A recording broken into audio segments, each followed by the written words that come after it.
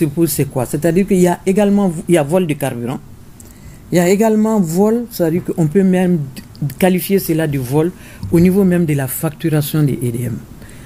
La facturation, les vols au niveau de la facturation, c'est quoi? Quand un fournisseur livre, disons, une citerne de 45 000 litres, il y a un récépissé de réception qui est signé par les agents des EDM et par le chauffeur. Maintenant, au niveau même des EDM, au lieu de faire une seule facture par rapport à ces récépissés, souvent on a retrouvé 2 à 3 factures liées à un seul récépissé. Et toutes ces factures sont payées aux fournisseurs. Donc tout ça, c'est quand même des vols parce que le fait de payer cela, que ce soit par des traites, que ce soit par des virements dans les comptes de ces fournisseurs, c'est un manque à gagner au niveau des EDM.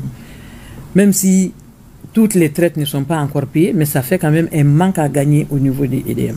Donc au niveau des EDM, il y a des vols sur les carburants, il y a les vols sur les facturations, et également, on n'a pas encore fini, mais on a constaté par exemple sur les facturations, sur un seul fournisseur, sur 2 mois seulement de contrôle, nous avons constaté qu'il y a 1,6 milliard de facturations complémentaires, supplémentaires à ce niveau.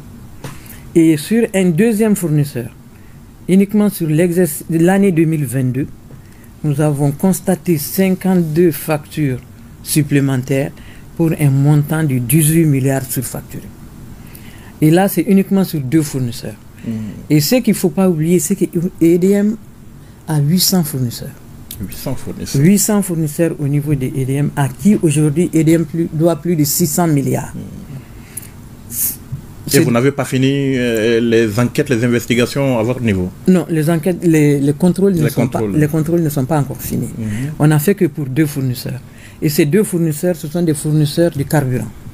Parce que le plus gros des fournisseurs à qui EDM doit, c'est surtout les fournisseurs de carburant et les fournisseurs d'électricité. C'est-à-dire comme Albatros, compagnie ivoirienne, etc., qui fournissent de l'électricité, ou bien c'est la SOGEM qui fournissent de l'électricité à EDM.